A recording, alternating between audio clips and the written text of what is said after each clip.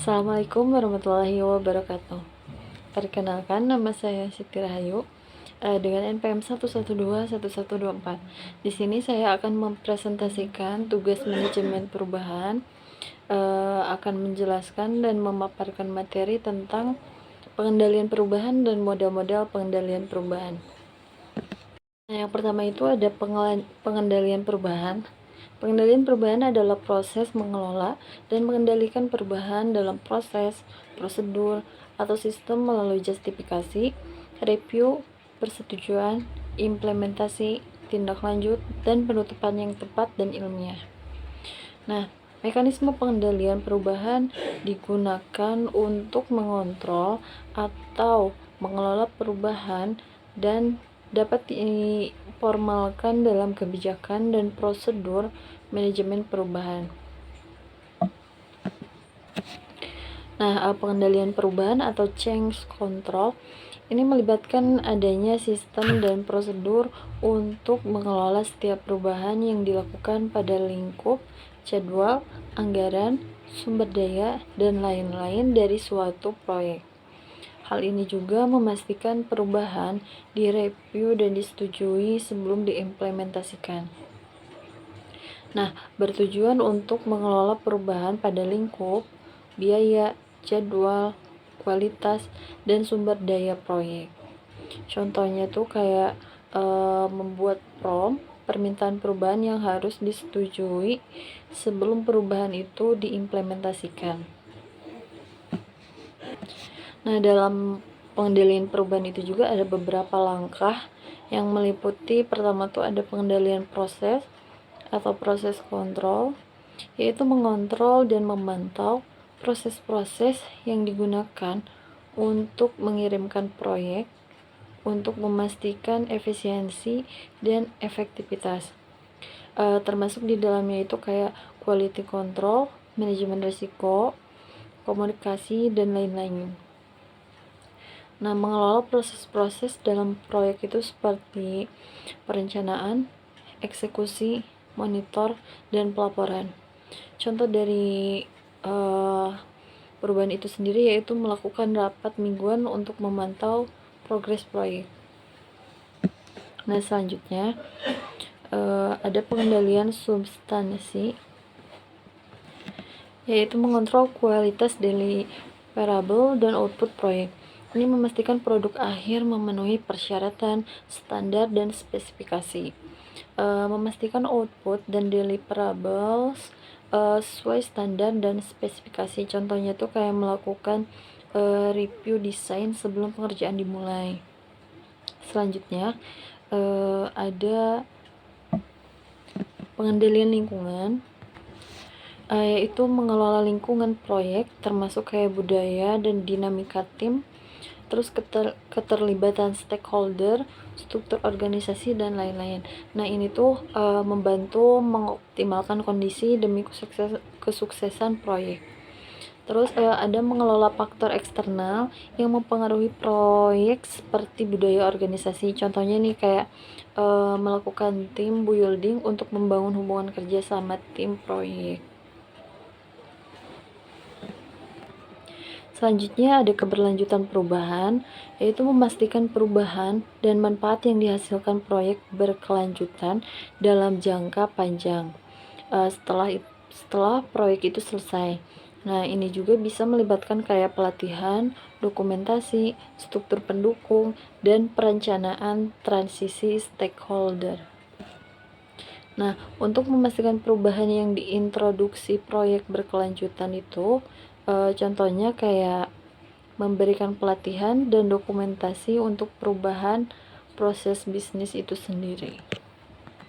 Jadi kesimpulannya itu manajemen perubahan yang efektif membutuhkan pengendalian semua aspek perubahan, proses, deliverable, lingkungan, dan keberlanjutan. Nah, ini tuh memberikan pendekatan terintegrasi untuk mengelola perubahan proyek dengan sukses. Nah, yang kedua itu ada model-model pengelolaan perubahan. Ada dua model. Yang pertama itu model freeze and freeze. Itu merupakan konsep yang dikembangkan oleh Kurt Lewin seorang pionir di bidang psikologi sosial. Nah, model ini merupakan proses 3 langkah yang melibatkan pencairan, perubahan, dan pembekuan ulang. Langkah pertama, unfreezing, yaitu melibatkan penciptaan motivasi untuk perubahan dengan menghancurkan pola pikir atau status quo yang ada. Nah, langkah kedua ini perubahan melibatkan pengenalan ide, perilaku, atau proses baru untuk menggantikan ide, perilaku, atau proses yang lama. Nah, langkah terakhir ada pembekuan ulang, yaitu melibatkan penetapan pola pikir baru atau status quo sebagai norma. Terus ada model freeze-unfreeze ini sering digunakan dalam manajemen perubahan untuk membantu individu dan organisasi beradaptasi dengan situasi baru.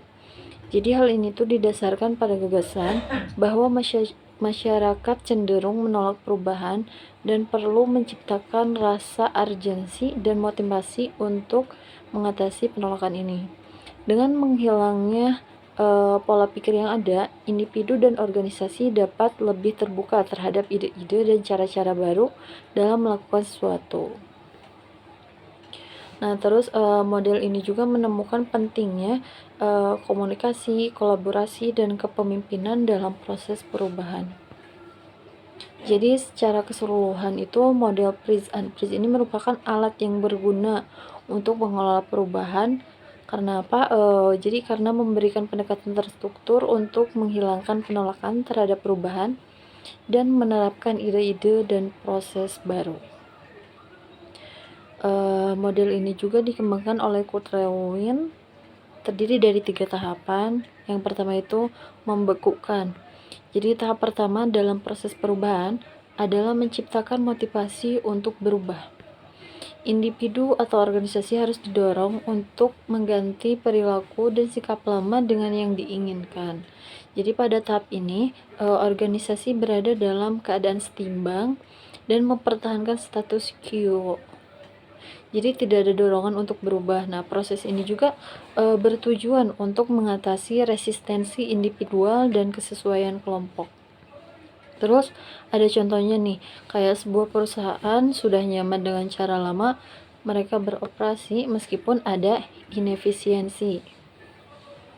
Terus yang kedua nih ada mencairkan atau unfreeze, yaitu setelah menciptakan motivasi untuk berubah, individu dan organisasi dapat mulai bergerak ke perubahan yang diinginkan. Komunikasi sangat penting dalam tahap ini untuk memastikan kepahaman dan dukungan dari karyawan terhadap perubahan. Terus tahap ini juga menciptakan kesadaran mengenai kebutuhan untuk berubah. Orang-orang dimotivasi untuk melepaskan cara lama. Contohnya tuh kayak perusahaan menyadari cara lama tidak efisien ketika pesaing berinovasi. Nah, mereka tuh kayak mulai terbuka pada ide perubahan. Terus selanjutnya ada membeku kembali atau reprise. Setelah perubahan berhasil, mengenai untuk mengendalikan perubahan tersebut menjadi bagian yang permanen dan berkelanjutan dari organisasi. Hal ini melibatkan pengujian, penilaian, dan penentangan perubahan. Nah, pada tahap ini juga perubahan sudah diimplementasikan dan dibakukan sehingga menjadi bagian dari budaya organisasi. Contohnya tuh kayak perusahaan telah menerapkan proses baru dan karyawan telah menyesuaikan diri dengannya. Nah, terus yang kedua ada model profile. Profile analysis adalah kerangka kerja yang digunakan untuk membantu keputusan bisnis. Nah, seringkali dalam konteks perencanaan strategis, implementasi, atau manajemen perubahan. Hal ini juga melibatkan identifikasi kekuatan-kekuatan yang mendukung suatu keputusan dan kekuatan-kekuatan yang menentangnya, dan kemudian mempertimbangkan kekuatan-kekuatan tersebut untuk membuat pilihan yang tepat. Teknik ini juga didasarkan pada asumsi bahwa situasi apapun adalah hasil dari kekuatan yang mendukung dan menentang, dan teknik ini membantu menyajikan sisi positif dan negatif dari suatu situasi sehingga mudah untuk dibandingkan. Nah, proses ini juga melibatkan brainstorming semua kekuatan yang mungkin mendukung dan menentang keputusan tersebut. Jadi menilai kekuatan masing-masing dan menempatkannya dalam diagram medan gaya. Analisis ini mendorong refleksi yang jujur mengenai akar masalah dan solusinya, terus membantu dalam menentukan prioritas relatif faktor-faktor di setiap sisi neraca. Nah, selain itu ada keuntungan utama dari analisis ini, yaitu mencakup memberikan perspektif yang jelas mengenai pengambilan keputusan, mempertimbangkan semua aspek dalam membuat perubahan yang diinginkan, dan mendorong kesepakatan tentang prioritas relatif faktor-faktor di setiap sisi neraca. Nah, ini adalah alat pengambilan keputusan yang banyak digunakan untuk membantu organisasi dalam bentuk dampak dan pengaruh berbagai faktor sebelum menerapkan perubahan dalam proses bisnis. Konsep ini juga dikembangkan oleh Kurt Lewin pada tahun 1951 dan banyak digunakan untuk menginformasikan pengambilan keputusan, terutama dalam perencanaan dan implementasi program manajemen perubahan dalam organisasi. Nah, model Kurt Lewin ini menganalisis kekuatan-kekuatan yang mempengaruhi perubahan. Yang pertama tuh ada driving forces, yaitu mendorong terjadinya perubahan. Contohnya itu kayak tuntutan pelanggan, terus persaingan. Yang kedua ada restraining forces, yaitu menghambat perubahan. Contohnya itu kayak budaya lama, biaya, dan ketakutan. Nah, tujuan dari konsep ini adalah meminimalkan restraining forces dan memaksimalkan driving forces agar perubahan berhasil. Terus ada contohnya nih, kayak sebuah startup ingin berubah ke struktur organisasi yang lebih formal. Nah, kekuatan pendorongnya adalah kebutuhan untuk skala, sedangkan kekuatan penghambatnya itu adalah budaya informal saat ini. Dapat disimpulkan nih bahwa pengendalian perubahan itu penting untuk mengelola perubahan proyek secara terstruktur. Model-model seperti Freeze, Unfreeze, dan Force File dapat digunakan untuk merencanakan dan mengimplementasikan perubahan organisasi. Oke, cukup sekian mungkin dari saya. Mohon maaf apabila ada kekurangannya. Terima kasih, sekian. Wassalamualaikum warahmatullahi wabarakatuh.